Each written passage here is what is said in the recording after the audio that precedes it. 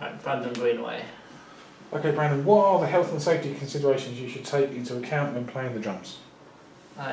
Make sure that your seat's in the right position so that you're not sitting in bad posture and so the cymbals aren't too far away so that you're not outreaching, straining your arms. And pedals should be in the right place so that your toes aren't pointing in or out. Arms should be in a straight line, not playing like I do, like a straight spider. Take care of your hands if you get blisters from over blast beating.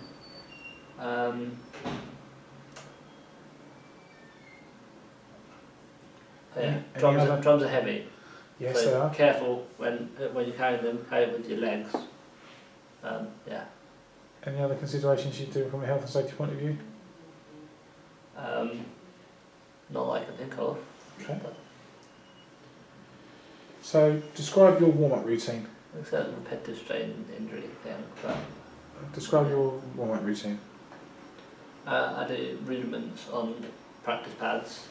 So I normally just do paradiddles and speed up on a rubber practice pad.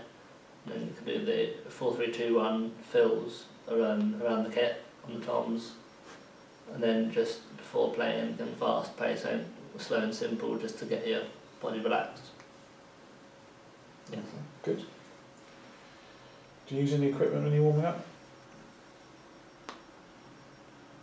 A practice pad. Okay, how do you use a practice pad? Sticks on the kit, other than that. Okay. How do I use it? I either put it on like a coffee table, or I just put it on my lap and then just Okay. When setting up your drum kit, list some of the considerations you should make. Always set up the drum stool first because that's what you're sitting on the whole time. You Yep. need to be in a comfortable position with good posture. Uh-huh.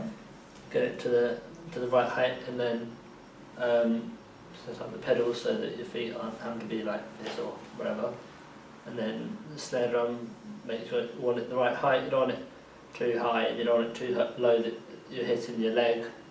You want to still be able to hit the rim and then angle it towards you or whatever direction you want it facing. And then when you've got the pedals aligned correctly, then you can set everything else up around it. And I like the toms tilted towards me as well, so I don't accidentally hit the rims. Okay, good. What drum kit do you play and why? I play a Mirage Birch kit. It's either a 5 or 7 ply, and it's got a 23-inch kick drum with double pedals that I've changed the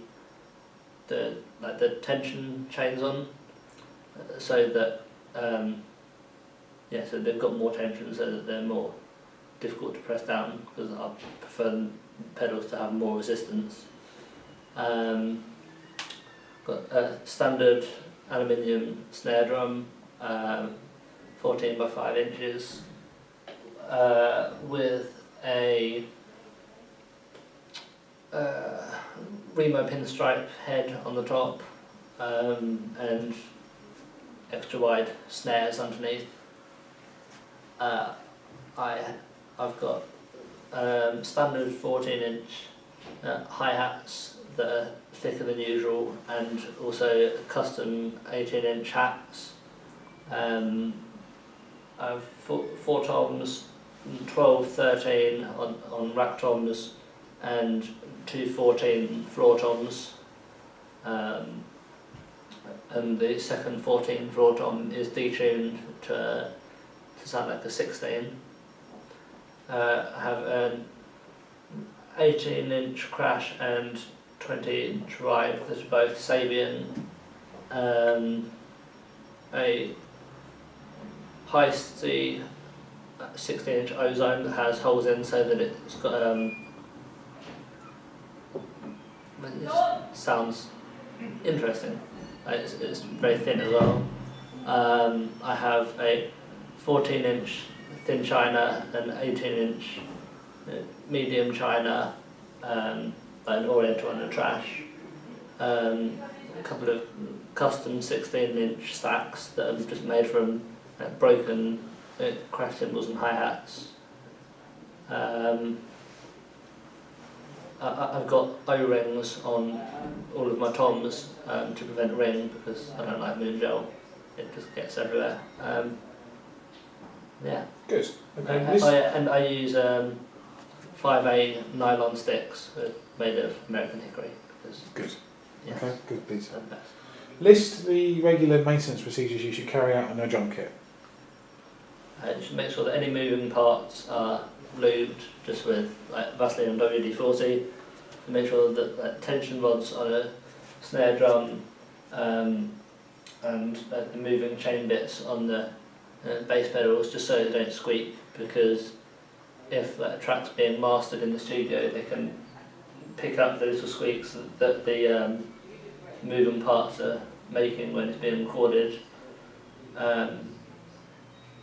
Clean cymbals if you want to, it doesn't really matter, it's personal preference.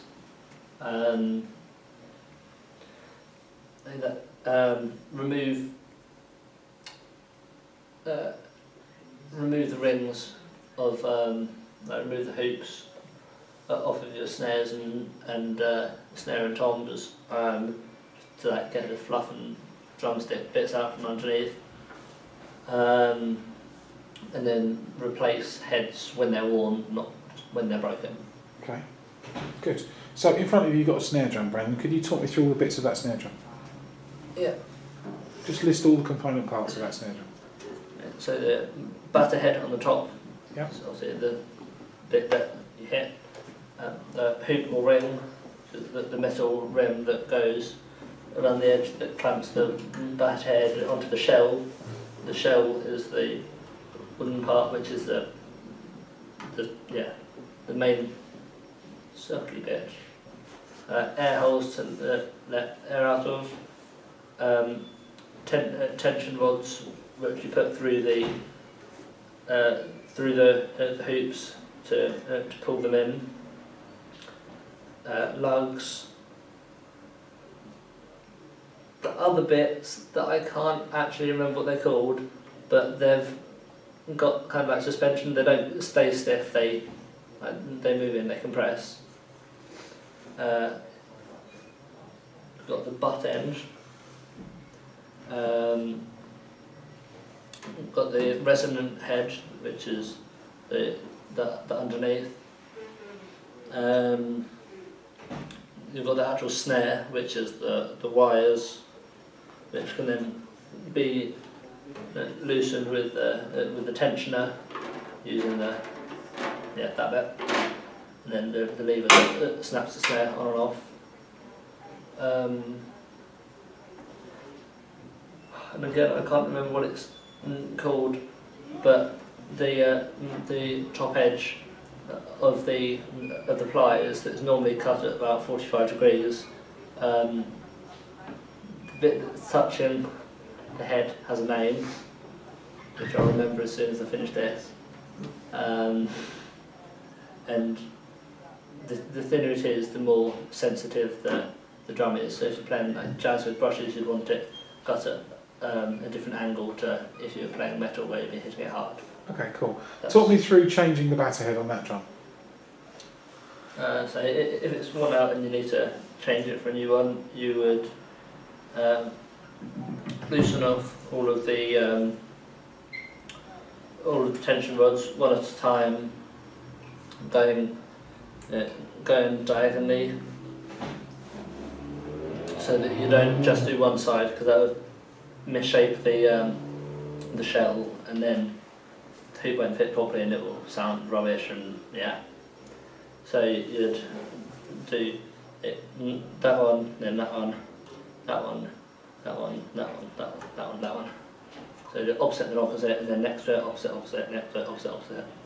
And then remove the ring, remove the head, lube the tension rods, Vaseline and WD-40, put the new head on, ring over it, put the tension rods through the holes, and then again do it up the same way, there,